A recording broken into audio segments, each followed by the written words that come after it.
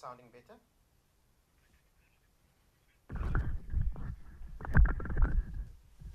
ينشر الهدي إيمانا وموعظة فبالجهالة قد خابت مساعينا غابت مناقبنا واسود حاضرنا غابت مناقبنا واسود حاضرنا وأوشك اليأس أن يغشى أمانينا. Assalamu alaikum wa rahmatullahi wa barakatuh. Ahlan wa sahlan wa marhaban bikum. Welcome to another edition of the Moulana Ravat Show. We are coming to you live from our studios in Sunny Hill, Johannesburg this evening. Last week we were live from Sunny Hill. The week before we were live from Cape Town. This week we're live from both Sunny Hill and Cape Town. Yes. We're talking this evening about moon sighting. Now generally people are very interested in the sighting of the moon towards the end of Sha'ban to be able to ascertain whether Ramadan is going to commence or not after 29 days of Sha'ban, and then even perhaps more interested towards the end of Ramadan to ascertain whether it will be Eid al-Fitr or not after 29 days, and then maybe to a lesser extent at the end of Dhul Qa'dah to be able to ascertain when Eid al-Adha will take place. But as Muslims, we ought to be interested in moon sighting every single month, at the end of every single month. This is a sunnah of Rasulullah sallallahu alayhi wa sallam. But the reason why we are discussing moon sighting this evening, many may be aware that this year, at the end of Ramadan, after 29 fasts, as is the sunnah of Rasulullah sallallahu alaihi wasallam, the moon was sought and people went out to look for the moon. But generally it was not expected really for the moon to be sighted. And when the moon was sighted and the announcement was made, then it took many people by surprise. But nonetheless, the processes had been followed and the decision had been made. And the nation, the South African Muslim community, celebrated Eid al-Fitr after 29 fasts, and life went on. But thereafter, there were a few concerns raised, there were a few allegations made, and we thought that after what happened last week, where there was what has now been dubbed and termed a fake apology, where pamphlets were distributed in certain masajid, and in that pamphlet it was claimed that the moon sighting was incorrect, and people needed to keep that extra fast. And mu'takifin needed to make up for that one night of i'tikaf. And the pamphlet claimed to be representing UQSA. And then UQSA came out and said that that's a fake apology, that does not come out from us. So there was a little bit of confusion, a little bit of concern as well, that where is all of this coming from? And how does all of this work? Now, there is obviously a system in place. There are processes in place. And we felt that this would be an opportune time for us to try and understand this. Moon sighting plays such a critical role in our lives as Muslims. We need to understand that when we hear that decision, when you tune in to ITV or any of the Muslim radio stations, or you receive a message from one of the ulama bodies to say the moon has been sighted, you need to understand that there was a particular process that went into that, and it was not a decision that was made willy-nilly. And this is a good time for us all to get an understanding of how that process works. What are some of the issues? How do these deliberations take place? And also to hear answers to some of the concerns and allegations that have been raised in social media and via emails and pamphlets and that sort. Now, in our Johannesburg studio, we have Moulana Ebrahim Bham. Moulana is the national coordinator for the UQSA Hilaal committee. And in a short while, we'll be joined also from our ITV studios in Cape Town by Moulana Taha Karan. Moulana is also a well-renowned scholar in our country and internationally, and he is with the Darul Ifta of the MJC, that's the Muslim Judicial Council. But firstly, let's welcome to the program this evening Moulana Ebrahim Bham. Moulana, Jazakumullah for your time, much appreciated. Assalamu alaikum wa rahmatullahi wa barakatuh. Wa alaikum assalam wa rahmatullahi wa barakatuh, and assalamu alaikum to all the viewers. Moulana, we'll talk a little bit more about the significance of Hilal sighting and some of the Islamic perspective on that when Moulana Taha joins us, inshallah. But tonight, throughout the discussion, I suppose the one name we'll hear on a repeated basis is that of UQSA. So maybe that's something we can just explain up front. Who or what is UQSA, for those who don't know? Moulana, as we are aware in South Africa, before 1994, when the change came and we came into a new democratic dispensation, by and large, ulama bodies worked in their own respective provinces. There was interaction, there was communication, but there was no formal structure to put all of those ulama bodies into one umbrella body. We had the Muslim Judicial Council in Cape Town, in the Western Cape. The Jamiatul Ulama Natal at that time in Durban and the Jamiat Ulama Transvaal in Johannesburg, which represented and was more active in what was the former Transvaal region. They worked in their respective provinces. And keep in mind that apartheid was a very regulated type of community. So people were very regulated. The type of traveling that we have nowadays between the different provinces was not as common that time the way it is today. So after 1994, with the new democratic dispensation, the late Sheikh Nazim Muhammad, rahimahullah, may Allah subhanahu wa ta'ala fill his qabr with nur, Ameen. and Allah ta'ala elevate his status, started going around to the various ulama bodies and saying that given the new dispensation, given that South Africa is coming into a new era, perhaps we should also relook at our situation. And although this was, I think maybe, I'm not very sure with regard to the exact dates, but it has started off towards the end of 1980s, when he undertook journeys to various parts of the country to be able to get everyone on one common platform under one united ulama umbrella body. And I think at that time, maybe around about the early 90s, that came into existence the United Ulama Council of South Africa, which was, the founder members were the Muslim Judicial Council, the Jamiat Ulama Transvaal, the Jamiat Ulama Natal, and the Sunni Jamiat Ulama and the Sunni Ulama Council. Obviously, there were other ulama bodies that later on also became part and parcel of this, the Eastern Cape Ulama Congress, if I'm not mistaken, that is the correct name. And for some time, the Northern Cape Ulama were also did take part in some of the deliberations, but for various reasons, they have not continued with those deliberations. So that is how the United Ulama Council of South Africa came into existence way back in the early 90s. So it has a track record of almost 20 years of existence, and many a times people have seen the imprint of the United Ulama Council of South Africa in various activities, especially in those issues that are of national importance. The United Ulama Council of South Africa have met various ministers. It has met at that time with Nelson Mandela when he was the president. It also met with various ministers at various times with the Minister of Intelligence, Lindiwe Sisulu, at that time, to be able to discuss some of the allegations that were made against Muslims that time. So whenever there has been an issue of national importance, they've also met, for example, during the time of the cartoon issue. And of course, that time there was even a more broader representation with regard to how we are going to deal with that issue. So the United Ulama Council has been in existence from the early 90s. One of its success stories, maybe we can say it that way, or maybe one of its activities, has been the coordination of the Hilaal.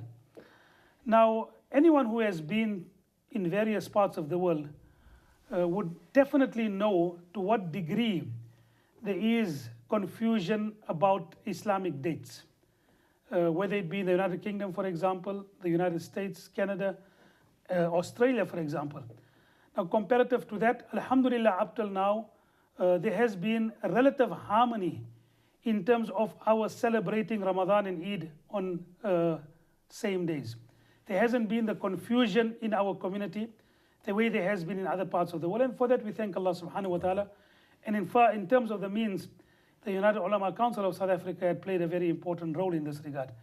You know, normally we do tell people, maybe somewhat humorously, that whenever you go in the world, Muslim community are always debating, arguing, and fighting about two issues. It's either the Hilaal issue or the Halal issue. So we have these issues that are always common points of disagreement between the communities. Alhamdulillah, especially with the Hilaal up till now, and alhamdulillah, we will continue our endeavors to see that there is relative harmony in this. Although we are facing certain challenges, we are asking the viewers to make dua, and we are also hoping that inshallah the necessary wisdom will prevail for that harmony which has been achieved, which has made Ramadan and Eid, you know, something in which there has been great amount of unity, great amount of love. Not like in the United Kingdom, for example, where sometimes in one community people are celebrating Eid on different days. Never mind one community, sometimes in one house. Sometimes it happens that the husband is celebrating Eid on one day, the wife's family is celebrating Eid on another day, and you can imagine the turmoil in which the husband is celebrating Eid on one day, and the wife's family is celebrating Eid on the other day. Maybe the only benefit would be You go to the husband's side. that the husband will go to Eid on his side and he will go to the wife's side for Eid the next day. But what I'm trying to say is that you don't have that type of tension up till now. Alhamdulillah. And I think we need to be very, very careful because there are, unfortunately, I don't know the motives, I don't know the reasons, I can't pass judgment on that. But there has been on the fringe certain elements that have come now into play, which are really, unfortunately, casting aspersions and putting to doubt that great amount of harmony that Muslims in South Africa have been able to enjoy. We also say that our beloved Nabi Kareem sallallahu alaihi wasallam split the moon with his ishara, with his finger. Nabi Kareem sallallahu alaihi wasallam, lifted his finger towards the horizon and the moon split. And that was a miracle of our beloved Nabi Kareem sallallahu alaihi wasallam, which Allah subhanahu wa ta'ala has made mention in the Holy Quran. اقتربت الساعة وانشق القمر.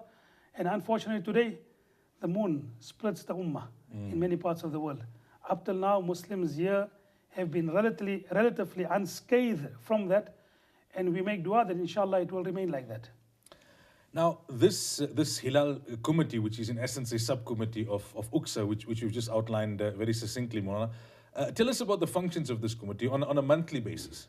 You see, Moulana, many a times people always have this feeling that this committee is a dormant committee and only comes to the fore at the time of either Ramadan, Shawwal, heralding Eid al-Fitr, or for example at the time of Zul Hijjah. But it is not so. Allah subhanahu wa ta'ala in the Holy Quran and Mu'ataha inshallah will throw and shed greater light on that issue, has made mention of the purpose of the new crescent, the Hilaal. يَسْأَلُونَكَ عَنِ الْأَهِلَّةِ قُلْ هِيَ مَوَاقِيتُ لِلنَّاسِ وَالْحَجِّ. The crescent and the new moon is a means of determining your dates and determining your ibadat. Although the ayat makes mention of Hajj, but our ulama have said by Hajj and by extension of that, it would mean our ibadat are determined by the sighting of the moon, and therefore it assumes great importance. And there is no way that you can only say we are going to monitor the moon only during the time of Ramadan, Shawwal and Dhul Hijjah.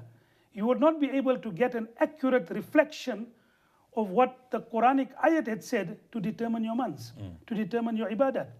Now, for example, in our province, in the Johannesburg office of the Jamiat al-Ulama, South Africa, now from previously known as Jamiat al-Ulama Transvaal, and the office of the Jamiat al-Ulama KwaZulu-Natal, and the Mankekers, the Crescent Observer Society in Cape Town, every month they gather together to ascertain the sighting of the moon.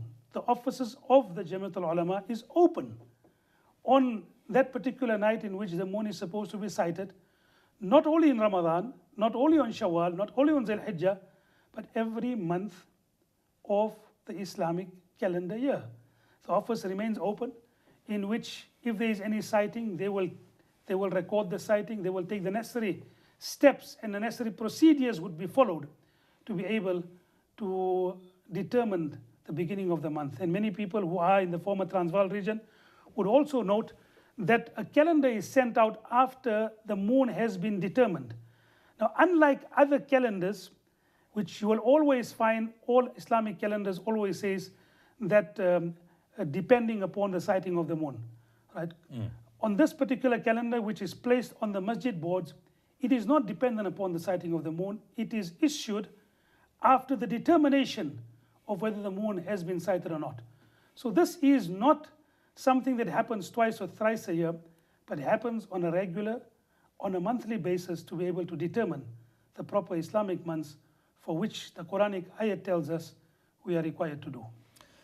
Now, in terms of the process, Moulana, if somebody sights the moon, wherever, and they call in and they say, I've sighted the moon, or me together with my family and I, we've sighted the moon, what's the process that kicks in? What are the requirements, the criteria? The first thing that we keep in mind that there are different criteria for different months. I mean, the establishment of an ibadat, for example, has lesser criteria for the exiting of an ibadat. That's is a theological debate. I'm not going to go much into that.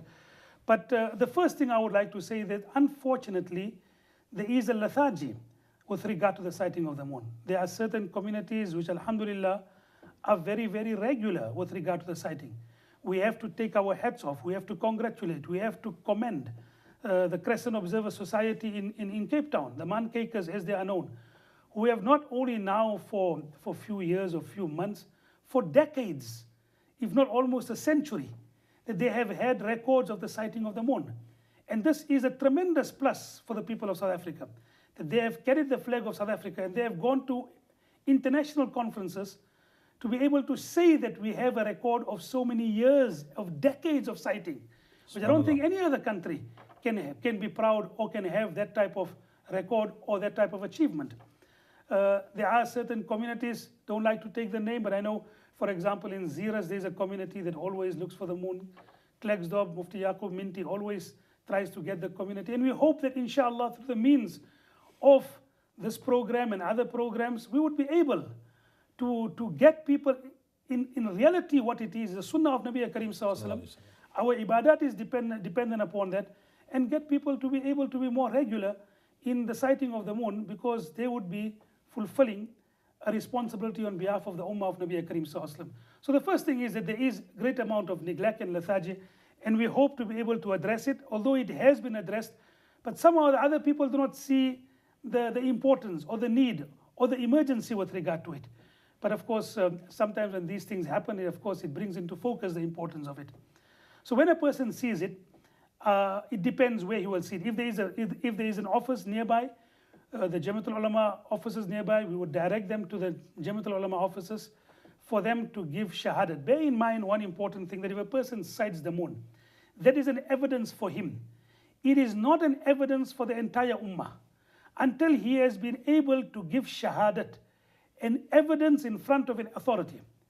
And after giving evidence in front of an authority, that becomes now binding upon the entire ummah. Previously, it would only have been binding upon him because he as an individual has cited it. Now, if there is, for example, a sighting in maybe a far-off place or in a place where there is no office of the Jamiatul Ulama, the Jamiatul Ulama or the Muslim Judicial Council or the Jamiatul Ulama KwaZulu Natal or the Sunni Jamiatul Ulama or the Sunni Ulama Council, what the procedure that we have set out amongst ourselves in the United Ulama Council of South Africa would be that you appoint the Imam of the area or the locality to be a representative of the theological body on behalf of the United Ulama Council of South Africa, and then he is mandated to take the shahadat on behalf of the people who have sighted the moon. And after you have taken the necessary shahadat, bear in mind that also the shahadat, it is not only something done verbally, we have a prepared, printed shahadat form that is then sent out to the imam, that the person would fill it in and say, I so and so hereby bear testimony in front of the imam of the locality that I on this day with so many people have sighted the moon, and this was the angle of the moon.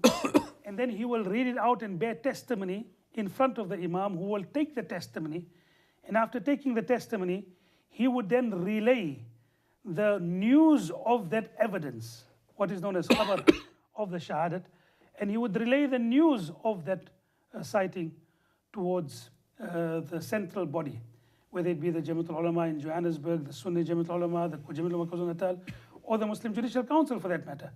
So the various provincial bodies that form part and parcel of the UQSA would then take over the shahadat, and after shahadat is taken, then they would then confirm before they make a public announcement, they would then gain consensus from the other ulama bodies before a united announcement is made with regard to the determination and the beginning of the Islamic month. Okay, you're watching the Moulana Ravat show this evening on ITV. We are coming to you live from our studios in Sunning Hill. We'll be crossing over shortly to our studios in Cape Town as well, where Moulana Taha Karan is standing by. But first, we'll go for our first ad break for this evening, and when we come back, inshallah, we'll continue. I would also like to just remind the viewers out there that later on in the program, we're going right till 10 p.m. this evening. Later on in the program, inshallah, we will open the lines and we'll give you an opportunity to interact with our guests. فبالجهاد بنى الإسلام قوته فبالجهاد بنى الإسلام قوته. Welcome back. You're watching the Moulana Ravat show this Friday evening live on ITV. Here in our studios in Sunninghill, Johannesburg, we have Moulana Ebrahim Bham. He's the National Coordinator for the UXA Hilaal Committee. Before the break, in the first segment of this program, Moulana was explaining to us about the background to the formation of UXA, Sheikh Nazim Rahmatullah Alayhi's role and vision in that regard, and how this Hilaal Committee is a subcommittee of UXA and how it functions on a monthly basis. It's not dormant throughout the year, only kicking in Ramadan, Shawwal, and Dhul Qa'dah, and how they have the criteria and their processes in place in terms of the viewing of the Hilal, the sighting of the moon. And this evening, for those who may have joined us late, we are talking about moon sighting because, as we know, at the end of this month of Ramadan that has just passed, the moon was sighted, it was accepted, and Eid al-Fitr was celebrated, but it caught people by surprise because there wasn't expectancy by and large that the moon would be sighted. And subsequent to that, there have been some concerns raised, there have been some allegations made, some pamphlets have been taken out, and as we mentioned in the beginning, last week Friday, some notices were put on the board, and those notices turned out to be fraudulent, etc. Now, as soon as I get an indication from our studio operators that Moulana Taha Kiran is ready for us in Cape Town, we'll cross over to Cape Town, inshallah, just to once again remind you that Moulana Taha is a very senior alim of our country. He is currently based in the Western Cape. He is a principal of a Dar al-Ulum there. He also is the son of the great Moulana Yusuf Quran Sahib. He is also part of the Darul Ifta of the Muslim Judicial Council. And I think we'll attempt to cross over now to Moulana Taha Kiran. Moulana, assalamu alaikum wa rahmatullahi wa barakatuh.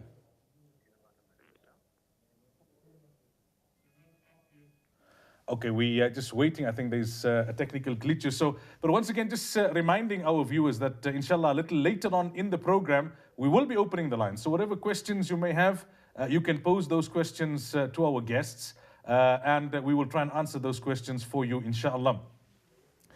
Well, coming back to the issue of those processes, is it something that you are obviously the coordinator, and as you've mentioned, many of those functions on a monthly basis take place from the premises of the Jamiatul Ulama here in Johannesburg.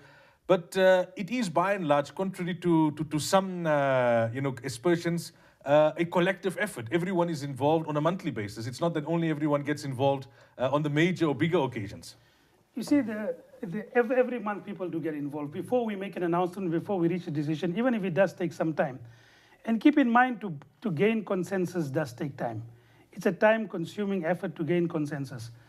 However, we always keep in mind that sometimes it is always better to take some time to reach consensus than to be hasty without the necessary consensus. And I think it's an important point. One of the statements that come to mind of Abdullah ibn Masud radiyallahu ta'ala anhu, who said that the difficulty you have in maintaining unity, and I would like viewers just to think about this. Abdullah ibn Masud radiyallahu ta'ala used to say the difficulty you have in maintaining unity, that difficulty, which is tremendous to get everyone on board, to gain consensus, is a tough task. And ask me when we do try to get, and as a coordinator trying to get people together to reach consensus, but the difficulty you have in gaining and maintaining unity and achieving unity, that difficulty is very less than the difficulty you will have when disunity prevails. Let me repeat that. The difficulty you have in maintaining and bringing unity is less than the difficulty that will come upon you because of disunity. And of course, in that there is always, so whenever there is an aspect of the sighting, all the constituent members of the United Ulama Council of South Africa are consulted before a final decision is made. Also bear in mind that you have now the social media groups. So we will also have a dedicated WhatsApp group for people to be able to communicate with one another with regard to the sighting. So yes, it happens on a monthly basis, although the emergency or the tension or the need to make a hasty decision, or I won't say hasty, the need to make an immediate decision is not as overwhelming and overbearing in other months the way it is at the time of Ramadan or Eid. Okay, I'm getting some sort of an indication. Let's try Cape Town once again. Moulana Taha Kiran, assalamu alaikum wa rahmatullahi wa barakatuh. Assalamu alaikum wa rahmatullah. Moulana Taha, can you hear me?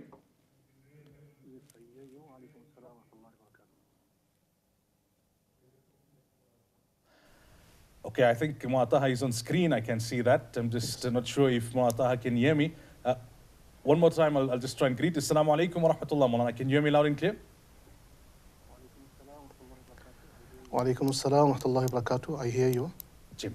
Moulana, in the first segment of this program, Moulana Ebrahim Bham has been just giving us a little bit about the background and the history of UCSA, explaining to us how UCSA was formed, and then obviously the UCSA subcommittee, the Hilaal subcommittee, and Moulana has been telling us about how that subcommittee functions on a monthly basis.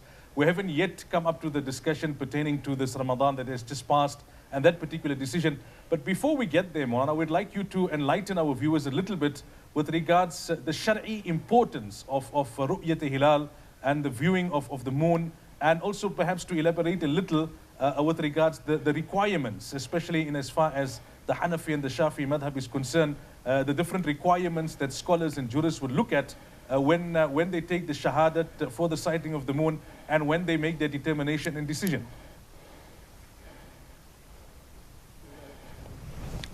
Bismillah ar-Rahman ar-Rahim. Alhamdulillahi Rabbil Alameen. Wa sallallahu wa sallam ala Sayyidina Muhammadin wa alihi wa sahbihi ajma'in wa ba'd. A number of our very important ibadat, at least two of our arkan, and often one of the other ones as well, Saum and Hajj, and sometimes to a certain extent Zakah as well, depends upon timing. It depends upon timing, and it depends upon the months of the year and the year itself.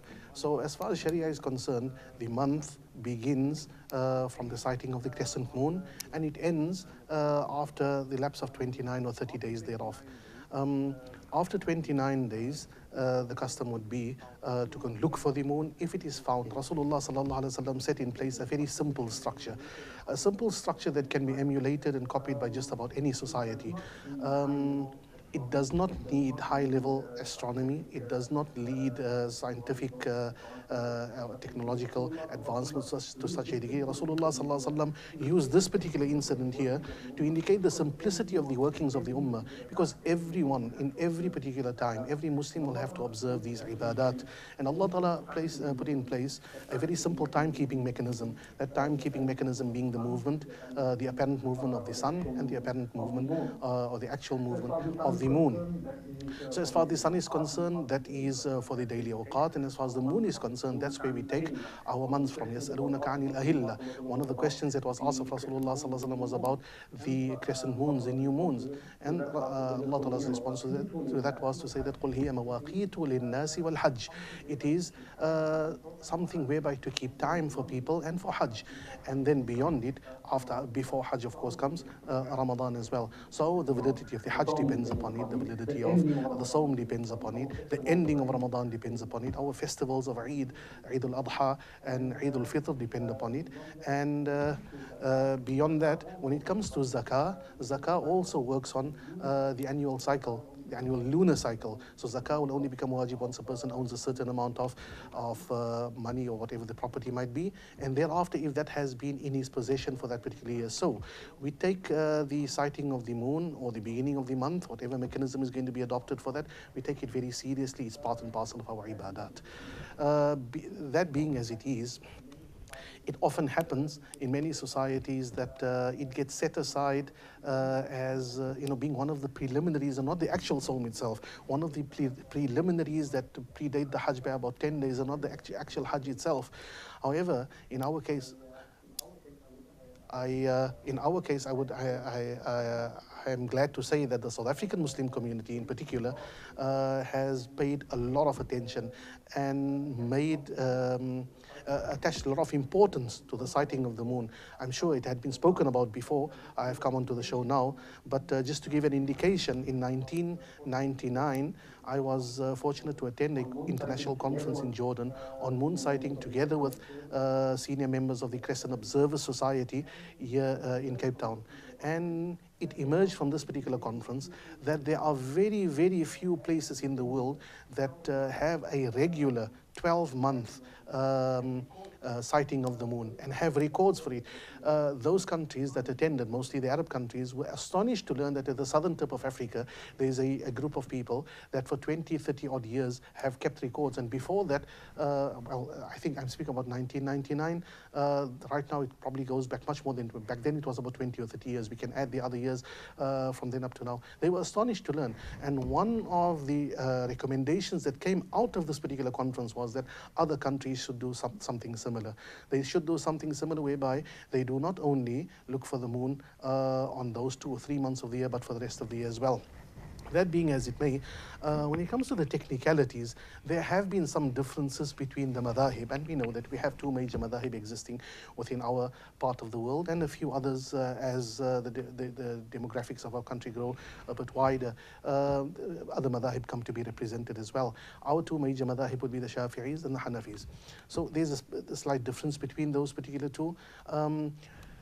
The Hanafi madhab makes a distinction between when we have very clear skies and then when we have skies that are not so clear. When the skies are not so clear, they require, or rather, when the skies are very, very clear, then there's a requirement for a large group of people to have seen that particular moon. Because the assumption would then be that if that moon, if the sky is so clear and that moon has to be seen, it should have been seen by more than just 1 or 2 persons. The Shafi'is, on the other hand, following closely the literal purport of the hadith, use a hadith in this particular regard in which one person came to Nabi Sallallahu Alaihi Wasallam and testified that he had seen the moon. And Nabi Sallallahu Alaihi Wasallam, being convinced of the veracity, the truthfulness, the reliability of this particular person, said that in that case we will accept the sighting of the moon. When it comes to Ramadan in particular, even 1 person is sufficient as far as the Shafi is concerned. All the other months we require at least 2, but for Ramadan, to begin Ramadan, only 1 person would be required. Beyond that, there comes another issue of a certain measure of debate between our fuqaha. When a witness comes up and he claims to have seen the moon, do we then consider astronomical criteria? Do we place his testimony against the backdrop of astronomical criteria, and should we find it such that his particular word clashes with what is known categorically with mathematical accuracy to be the case? If it is said, for example, that moon could not have been seen because it has not even been born yet, it hasn't passed through conjunction yet, and a witness comes at a time such as this when 29 days of the previous month have passed, and we are now at that particular venture where that juncture where we start looking at the start of the new moon. Should that be accepted, a testimony of that nature, or should it not be accepted? Amongst the Shafi'i scholars, Imam Taqiyuddin Subki holds the view that in a case such as that, the witness's testimony shall be set aside on account of what we know to be categorically true in terms of the mathematical accuracy of astronomy. You know, to calculate the moment of conjunction, it can be done to the split second, to several decimal points beyond the second. So it is something which is absolutely incontrovertible, cannot be denied. So therefore Imam Subki feels that on the one hand we have evidence which is somewhat speculative, that is 1 person claiming to have seen the moon. On the other hand, we have mathematically accurate information that will take precedence over this. A number of other fuqaha, the majority for that matter, take the other view, and they say that the witness's testimony is paramount. The witness's testimony is paramount. That's what Rasulullah Sallallahu Alaihi Wasallam depended upon, and even astronomical criteria of this nature will not do anything to impugn the testimony of that particular witness.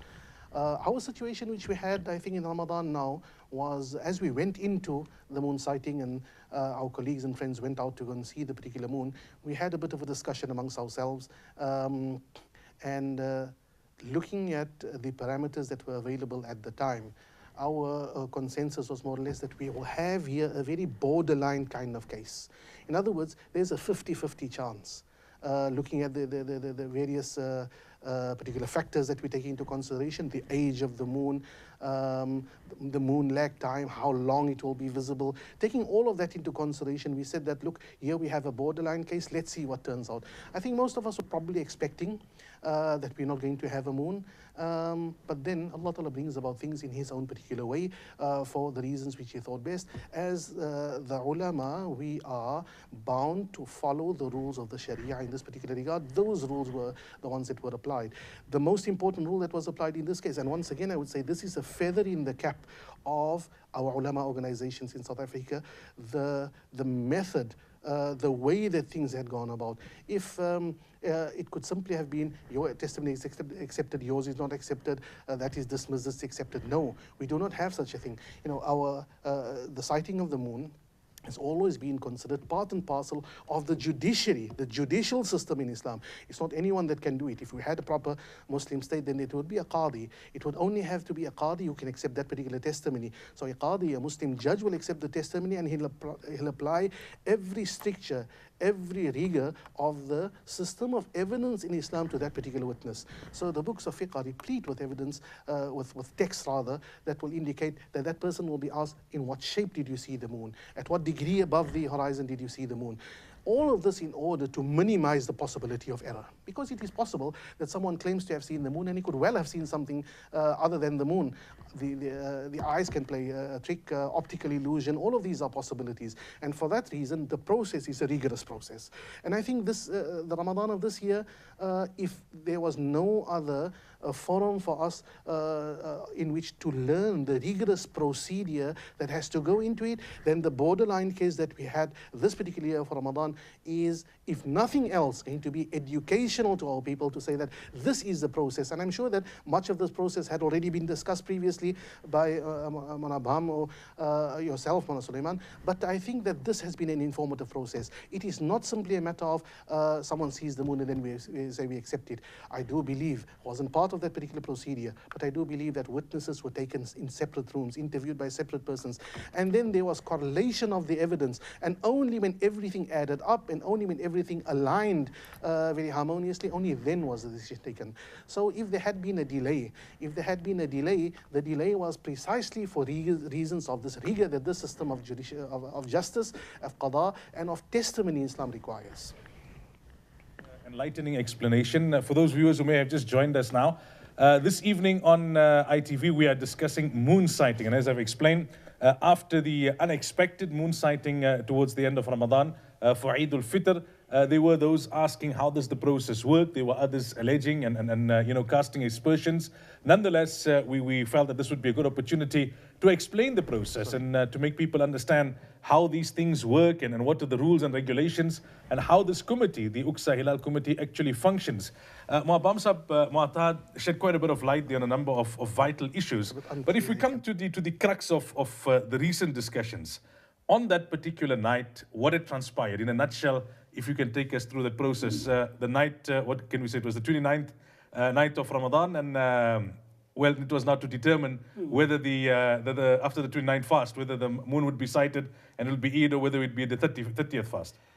Yes, Jazakallah once again for the opportunity, and Jazakallah to Moulana Taha for that enlightening information with regard to the moon. I very briefly would like to say, I don't want to go through the whole process. The United Ulama Council of South Africa have come out with a 5-page document in which they have spoken about the entire process, how it unfolded and how the decision was made. Just for the benefit of the viewers, we had received a call first from the Bekkersdal Muslim community, which is 47 kilometers away from Azadville, in the West End. That was at 1743, around about 1743, 1745. And I think the timing is very important, and I will go on to make mention why this timing is important. Thereafter, we had received also calls from North Riding, and also a call from Lenasia South, and also a call from Mayfair. Now, these were the initial calls that came out between 10 and 15 minutes immediately after sunset. You know, at the time, it's immediately after sunset. Within 10 to 15 minutes, you had received these calls from these various places, which would mean Bekkersdal, North Riding, then Lenasia South, and then Mayfair.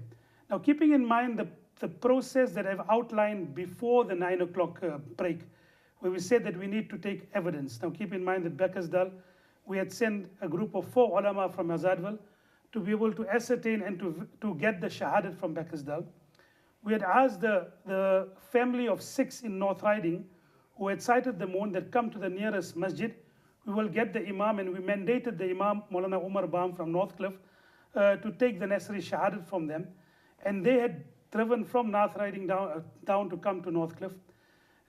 Then we had asked the the people who have seen the moon in Mayfair, that they should come down and come to the offices of the Jamaat al-Ulama being in close proximity. Now when those people came in, the 3 people who saw the moon, and they saw the moon while walking for the Maghrib Salat. And I will come back to why that is very important in terms of the final conclusion and the final decision. When they came, the 3 muftis of the Jamaat al-Ulama South Africa, Mufti Hafiji, Mufti Muhammad Minti and Mufti Zakaria Panda, interviewed them separately. Moulana Aslam from Sultan Bahu, the Imam of Sultan Bahu, was also called in, and the Imam of Masjid al-Shafi, Imam Ahmad, was also called in, that to be part and parcel of the Shahadat, to be part and parcel of taking the necessary Shahadat. And they had taken them in 3 different rooms, and they have verified that there was sighting. And there was a consistency with regard to all the sightings that was reported. And by that time, the people who had gone to Baghdad, keep in mind 47 kilometers to travel, take the necessary Shahadat and then come to phone back and give the khabar of that Shahadat, to give a report of that Shahadat and evidence and the testimony. Then of course the people driving down from North Riding to Northcliffe, which takes a good 15-20 minutes, and thereafter taking the necessary testimony in front of the Imam, who took the testimony, had the forms filled in, and thereafter relaying that to the Jamaat al-Ulama offices in Johannesburg. That time that took, obviously we can imagine the time that has taken place. Thereafter convening an emergency teleconference and then getting the consensus of all the ulama bodies who form part and parcel of the Ulama Council of South Africa, who have been mandated and who have been making the decision on behalf of the Hilaal for the past so many years. And that was basically and briefly the process. Many people thereafter, besides the people whose shahadat has been taken, as I went, for example, to the Newtown Masjid, which is in close proximity to the Jamaat al-Ulama South Africa offices, 2-3 people. As we were walking for Maghrib, we also saw the moon. 2 ulama from Johannesburg also reported that while they were walking to the masjid after making iftar at their homes, also saw the moon at that time. Now we see a consistency with regard to the different sightings, all of them reporting the same angles, all of them reporting a very similar type of sighting at a very similar time. Later on, as we were researching the matter, we found out from the Johannesburg Planetarium that the moon at 1743 was 6 degrees above the horizon. At 1750, it was 4 degrees above the horizon. Within 7 minutes, there was a difference of 2 degrees down the horizon. Now, many a times people will say, why wasn't there widespread sighting? Obviously, most of the people sight the moon after they've made the iftar, which takes by and large 5-6 minutes, then perform their maghrib, make the sunnah, then go inside the moon. Now, if you keep in mind this particular type of research that has been made, that within 7 minutes there was a 2 degree already going down of the moon, down the horizon. By 15-20 minutes, there might have been 1 or 2 degrees even less than that. So when you counted all of those factors, the consistency in terms of the people reporting it, the consistency by making mention of the angles, which they have seen it, the consistency of the time, by and large, the ulama bodies who made the decision were left with no option but to accept that sighting. Okay, we are talking moon sighting this evening. Our guest in studio here in Johannesburg, the coordinator of the UXA Hilaal Committee, Moulana Ebrahim Bham. Our guest in studio in Cape Town, Moulana Karan, senior alim in South Africa, as well as a member of the Muslim Judicial Council in Darul Ifta. We're going to go for a quick commercial break. When we come back, inshallah, we continue the discussion. فبالجهاد بنى الإسلام قوته أوشك اليأس أن يغشى أمانينا. Welcome back. We are discussing moon sighting this evening. In a short while, we'll open up the lines. Not right now, but in a short while, inshallah. There's just still 1 or 2 issues that we want to get our guests to elaborate on. In studio here in Johannesburg, we have Moulana Ebrahim Bham. He's the coordinator of the UXA Hilaal Committee. And in studio in Cape Town, we have Moulana Karan, senior alim, as well as a member of the Darul Ifta of the Muslim Judicial Council.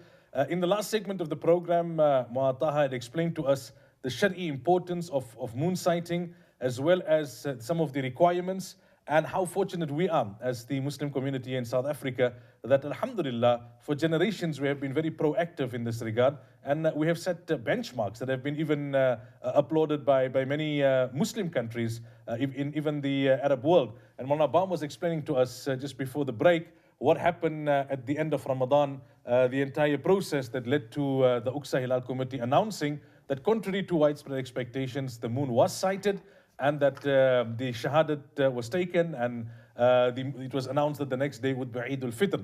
Mu'ataha, that we know that in recent days there have been some concerns that have come to the fore. Others would say some allegations.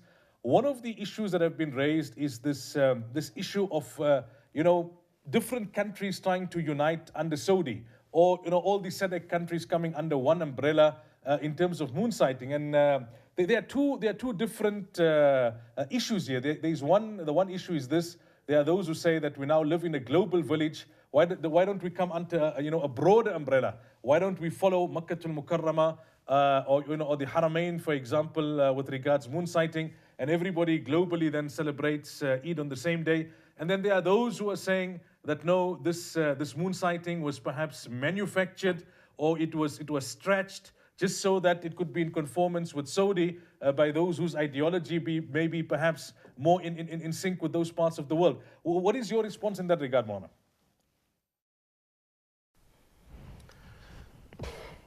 I think, first of all, the call is not devoid of merit. The call is not devoid of merit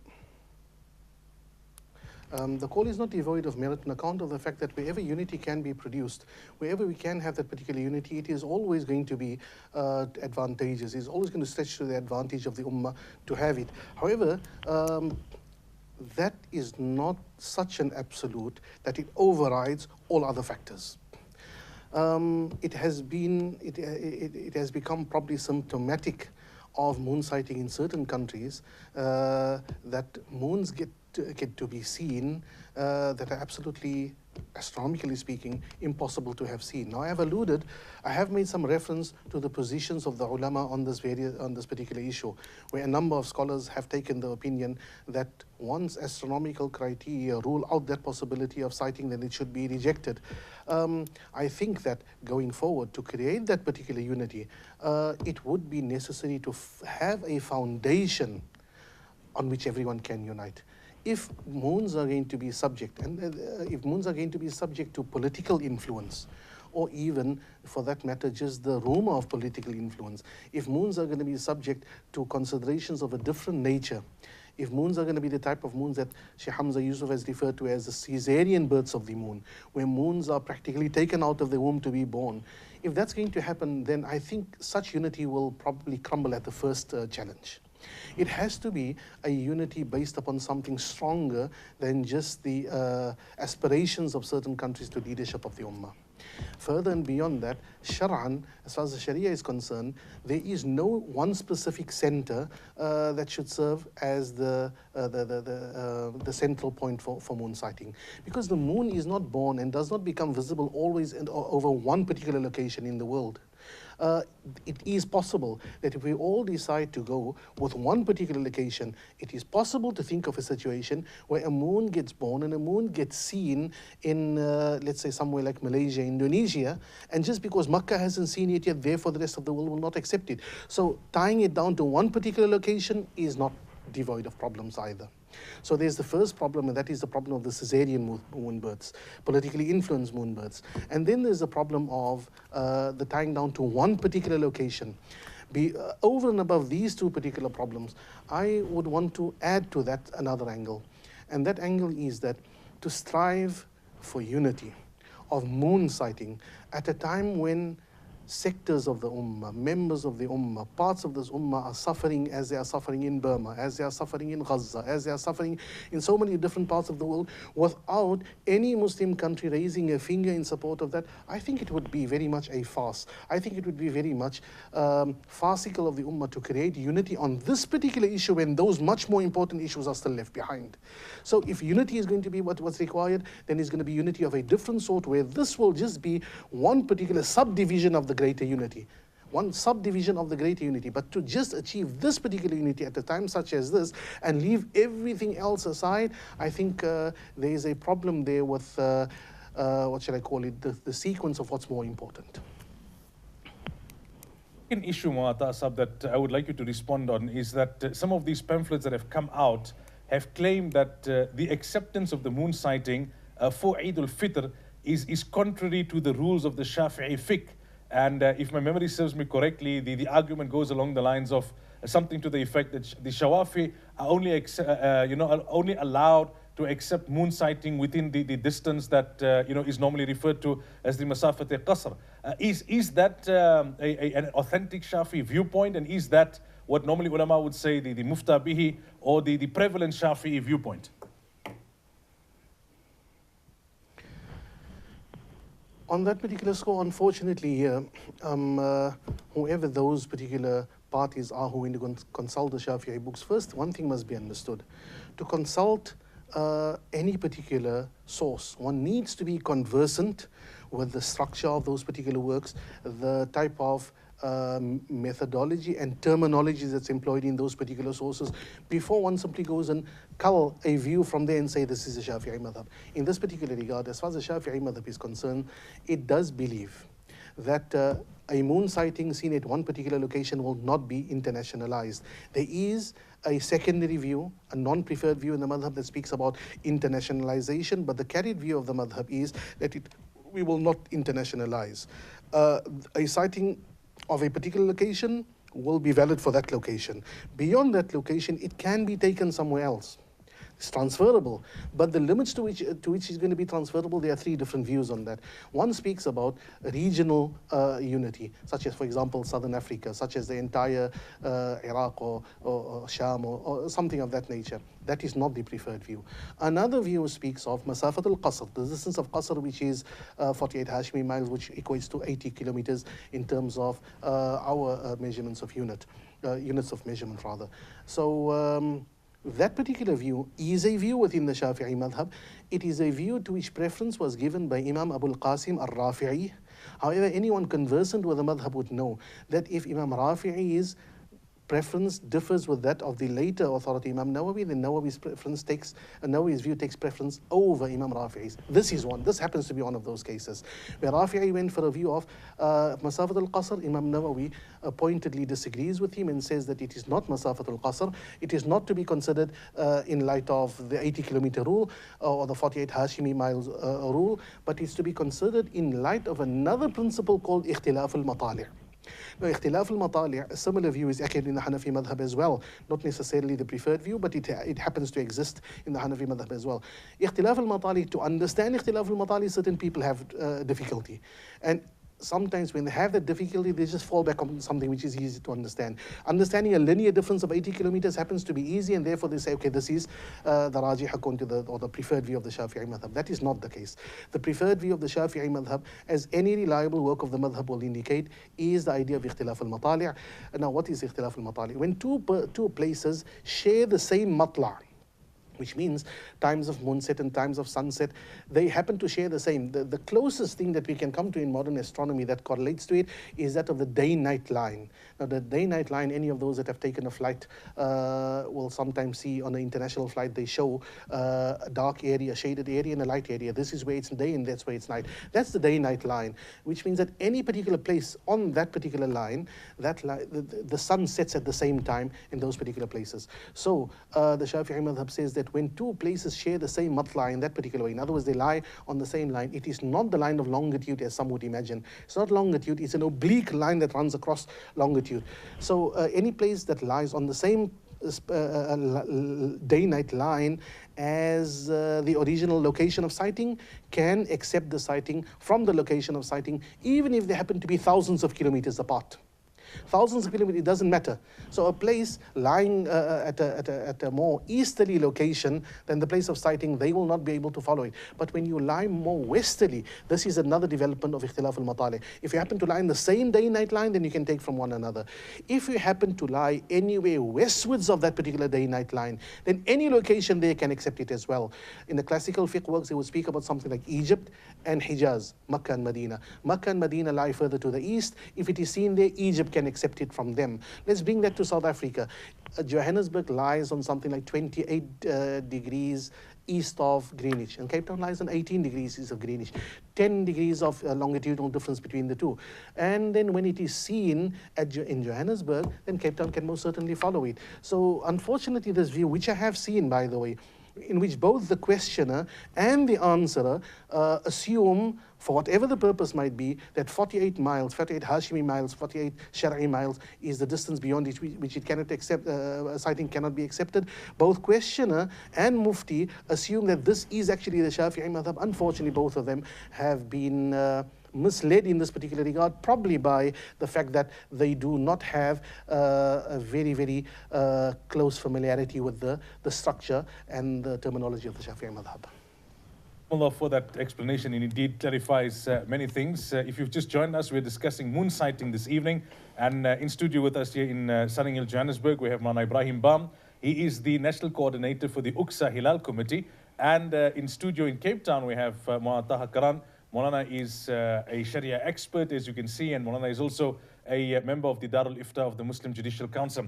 Moulana, similar to what I've just asked Moulana Taha, many times we get two different calls in this regard. There is that one call saying, but why have we restricted it then to the parameters of South Africa? Why don't we have a SADC moon sighting? And on the other hand, you have those who are accusing you of trying to impose some sort of hegemony and trying to create this consensus across the different regions of SADC, even if the sighting doesn't meet the Sharia requirements?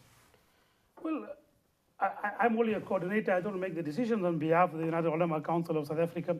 But just for the record's sake, the United Ulama Council of South Africa have taken a view that sighting will only be accepted within the parameters of South Africa. I think for various reasons they have taken that. I think one of the reasons might also be that it doesn't make maybe sense to say that we are going to be making and trying to gain unity with countries across the border when ulama bodies within South Africa have not been able to agree upon acceptance of sighting beyond the borders. Now, if you are going to try to achieve unity with the SADC countries, and within your own structure, within your own country, you have ulama bodies who have taken the view that we will only accept that which is within our own country. So United Ulama Council maybe have taken a pragmatic view that they will only accept sightings which are within the boundaries of South Africa. The second issue, Moulana, that of late these notices that were put up on masjid boards and distributed in the form of leaflets or handbills, purportedly from UXA, and then UXA coming out and saying this is not from us. What message do you have for our viewers in that regard? Obviously, there were those who were confused, although you did go on Muslim media platforms immediately and clarify, and there were statements taken out by UXA and other organizations. Is this part of, we're not going to go into the details of it, but the broader, tussle, some would say, or claims over the UXA title? Or is there something deeper than this? Should the community be worried and concerned about this, or should they just brush it aside? I can't speak with regard to the motivation of those people who have done it, other than to say that there is a structure that has been well known in the Muslim circles for 20 odd years. And now to impersonate that, to me, it is something that is not correct. I mean, it's something that if you, for example, have a counter view, then have the courage of your conviction to take your name and say that this is what I stand for and this is my view on the matter. Go and take your name and take the name of your organization and go and tell the people this is my view and I don't agree with the United Ulama Council of South Africa. Why do you piggyback on an organization that has been in existence for 20 years? I don't know the reason, I don't know the motivation, I don't want to comment further, but I think viewers will be able to make up their own minds with regard to those who impersonate someone else to be able to send a message which clearly is not the message of the United Ulama Council of South Africa. If you do have a counter view, stand on your own 2 feet, use your name, and go and tell people this is what we stand for. Don't impersonate or piggyback. Well, before we go to the break, two issues that flow from that, I just want a quick comment from you on both of those issues. The first is that in some of those pamphlets that have come out, the claim has been made that there is some sort of a schism and some sort of a difference of opinion between the Mankakers and those who go out and sight the moon and the judicial body in Cape Town, and that the Mankakers were bullied, for the want of a better word, into accepting the sighting of the moon for Eid al-Fitr recently. Your comment on that, Moulana? I think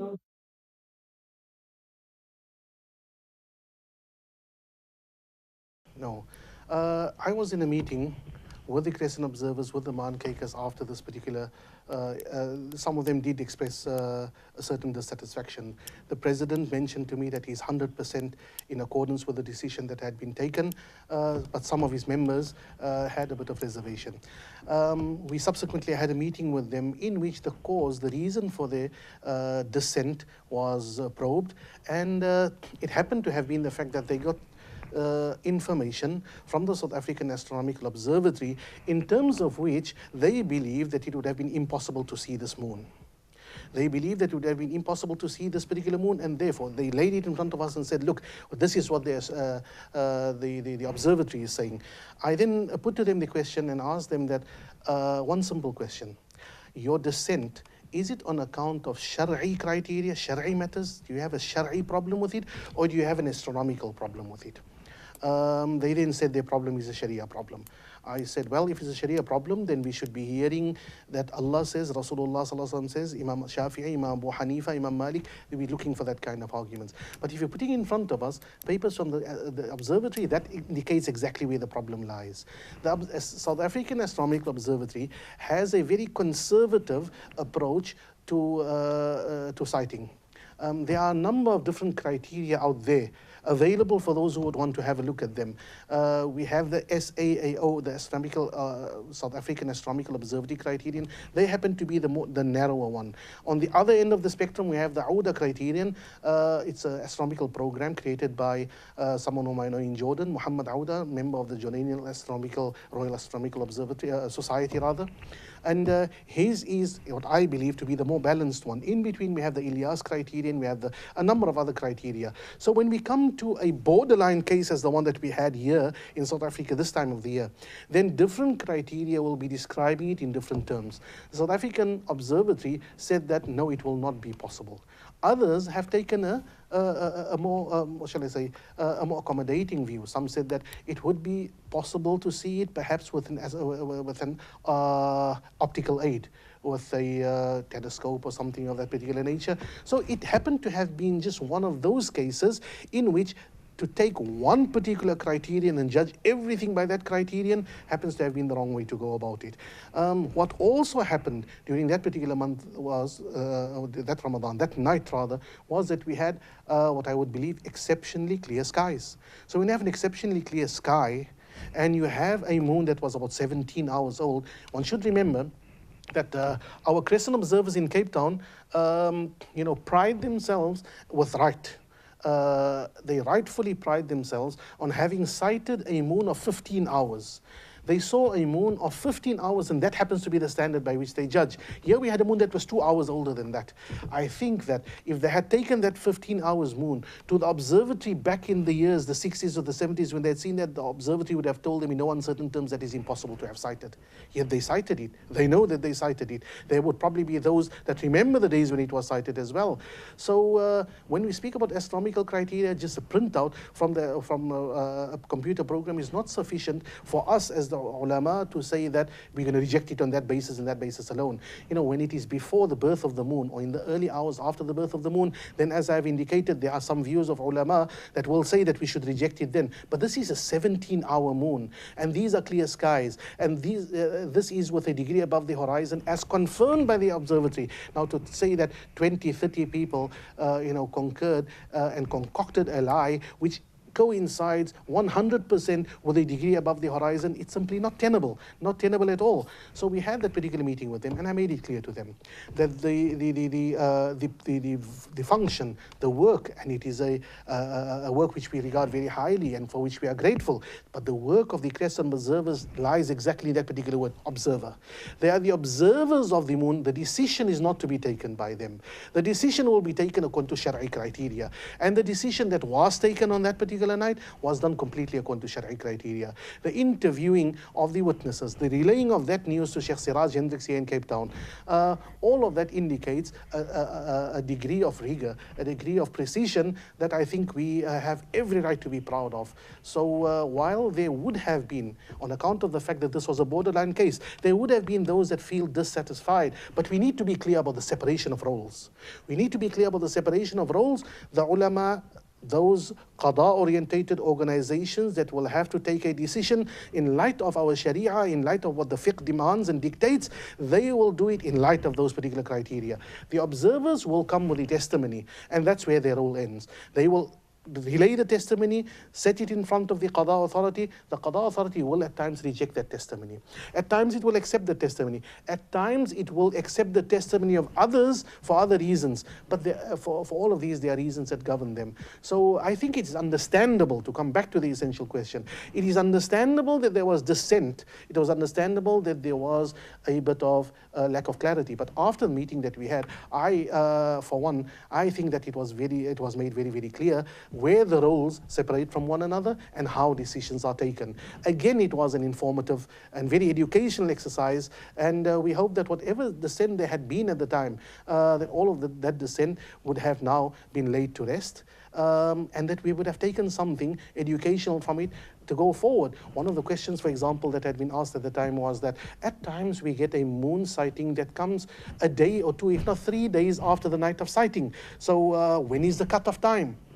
On the very night of sighting, the question was asked, when do we cut off? Isn't it only 40 minutes and then we cut off? No, for sighting there is a particular period of time. But for the process of collecting the evidence, that is something which doesn't take place within the first half an hour, 3/4 of an hour after the setting of the sun, as we have seen in this particular case. Now, it happens sometimes that the person sees the moon in a far outlying area and structures are not yet in place for that news to be relayed quickly and efficiently, and for that particular shahada, that testimony, to be brought in front of the authority that could accept it and then make a decision. So I think what we can take from this year, the learning curve that we can extract from all of this here, is that we probably need to be better prepared, but prepared a bit better to put those structures in place. And I think this is especially true for the Gauteng region and the old Transvaal region at large, because towns tend to be very, very far apart from one another. The regions are far-flung.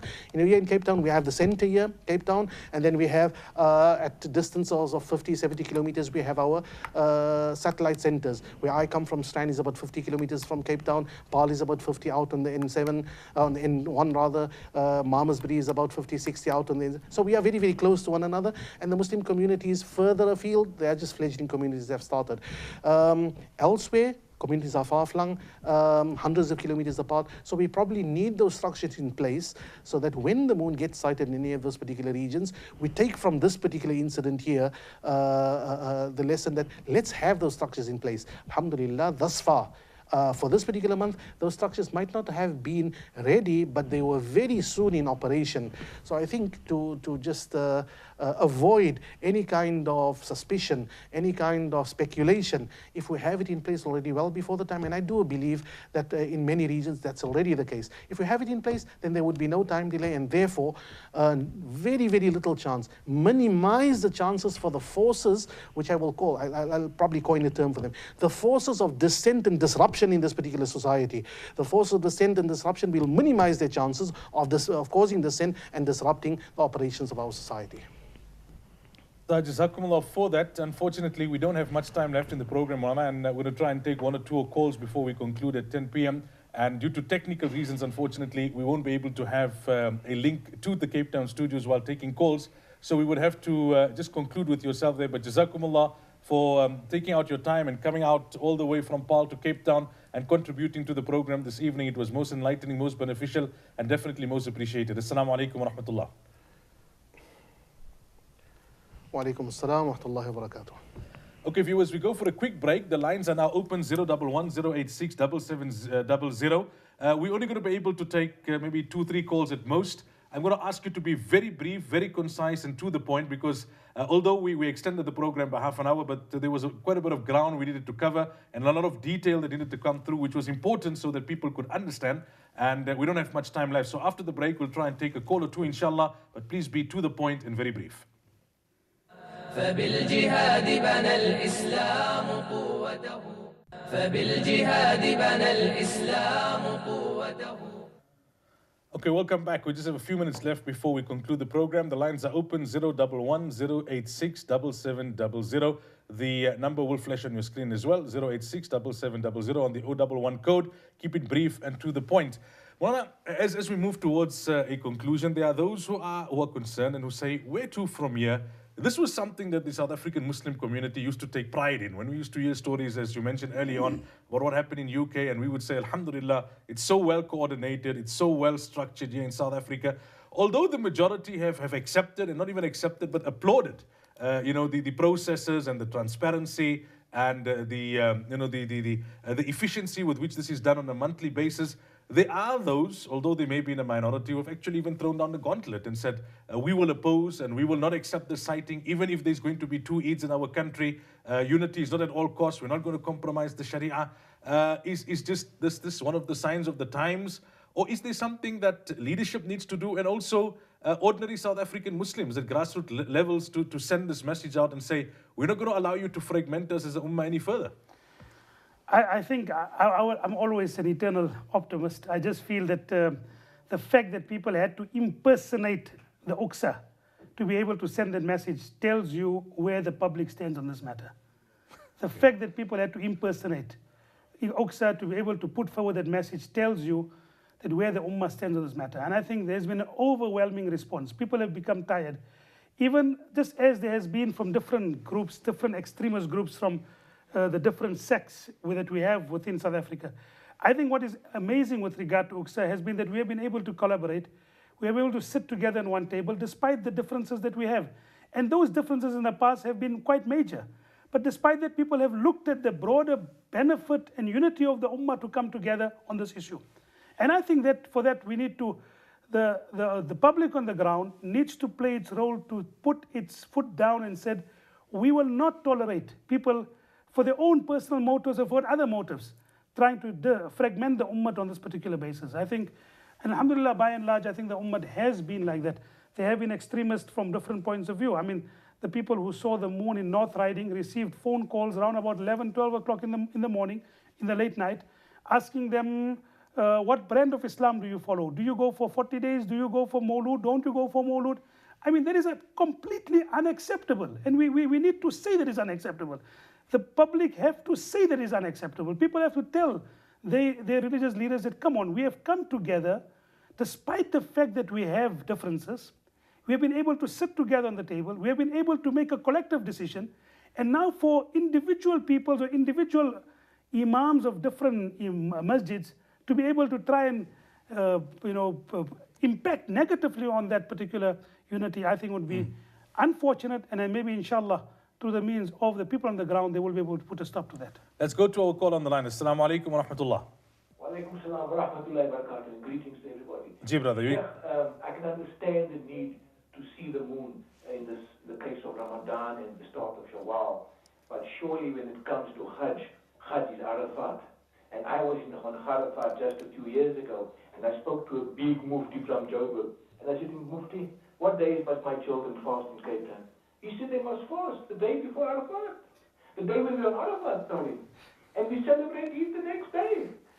So I really think that when the Moulana Quran speaks about making use of the scientific astronomy and calculations, that we must really move with the times. Okay. And Hajj is Arafah. All right. And the day after Arafah is Eid. All right. Jazakumullah for the call. Jazakumullah for the call, brother. Much appreciated. I'm going to try and take a few calls, one after the other, because we're fighting for time, and Moulana will conclude then and comment at the end. The number to dial 011 086 7701. That's 011 086 7701. Let's go to the next caller on the line. Let's just remind our callers, when you come on, just make sure your TV set is off, the volume is off there, and that you are brief and concise and to the point. Okay, let's go to the next caller. Assalamu alaikum wa rahmatullah. Wa alaikum salam. Moulana, I just want to know, in previous years, we used to say that the moon should be sighted with the naked eye. Now, we're going through the telescope and being up there, what is the Sharia tells you that when the witness to see with the naked eye? Okay. Come to the point. All right. Jazakumullah for the call, brother. Assalamu alaikum wa rahmatullah. The lines are open, 011 086 7700. Brief to the point. We really press for time. Let's go to the next caller. Assalamu alaikum wa rahmatullah. Okay, we're just waiting for that call to come through. Remember, the volume must be down, otherwise we get feedback. And because we're almost at the end of the program, we would appreciate if you could just pose your question or make your comment as briefly as you could, so that we can get in at least another 2 or 3 calls before Moulana responds to those callers and questions and comments and makes his concluding remarks. Caller, assalamu alaikum wa rahmatullah. Wa alaikum salam wa rahmatullah. Just speak up a bit, brother. I can hardly hear you. You're faint. I would like to ask the Moulana why it takes time for them to announce about the moon after the sunset. Okay. Jazakumullah for the call, brother. Much appreciated. Assalamu alaikum wa rahmatullah. A quick response to what we've heard so far. Well, firstly, with regard to the telescope, I mean, our criteria is still the naked eye. And those people who doubted this particular Eid was not based on aids or with regard to a telescope. It was based on the naked eye, and that remains the criteria. So that would be with regard to the one caller who called. The other aspect, with regard to the amount of time that it took, we had explained earlier in the program that it took a long time for us to get people to take the shahadat. And keep in mind, you cannot just, on the basis of sighting a moon, take a decision. You have to take a testimony. The testimony has to be given in front of authorities. And after that testimony has been taken, it has to be relayed back to the Central Hilaal Committee or to the local ulama body. Now, if you keep in mind that there has been sighting in Bekkersdal, 47 kilometers from Azadwal, a group of ulama went from Azadwal to take the shahadat. The people who saw the moon in North Riding had to drive down to North Cliff to be able to give the shahadat. And then the people who saw the moon came to the office, and then the shahadat was taken. And that was a time-consuming process. As you can imagine, traveling 47 kilometers and then taking the shahadat for people of North Riding to come down to North Cliff to give the shahadat. And thereafter, after the shahadat has been taken, relayed back to the offices in Johannesburg, then you call up a teleconference, and to gain the consensus of all the ulama bodies of the country. Surely we couldn't take a decision just from the Jamiat Ulama South Africa in Johannesburg. That would have not been the right procedure, and is the procedure that we follow by gaining consensus of all the ulama groups. And we had a 15-20 minute teleconference for everyone to be able to gain consensus from their constituents.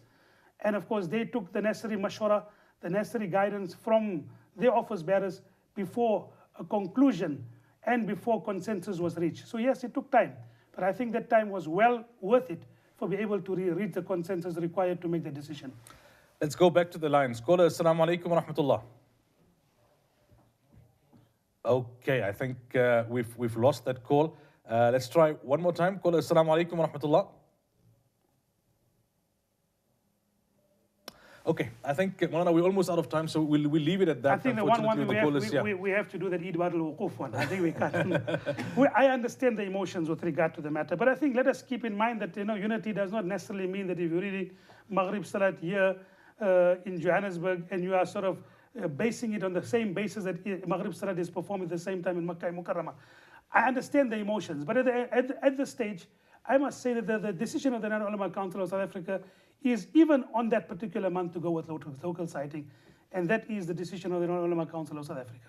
Well, Jazakumullah for your time this evening, much appreciated, and let's hope that inshallah we'll only go from strength to strength. No, inshallah, I'm quite optimistic. I think the people have seen, and especially people who are middle-aged, would remember the type of difficulties, the type of tribulation, the type of confusion that there was previously.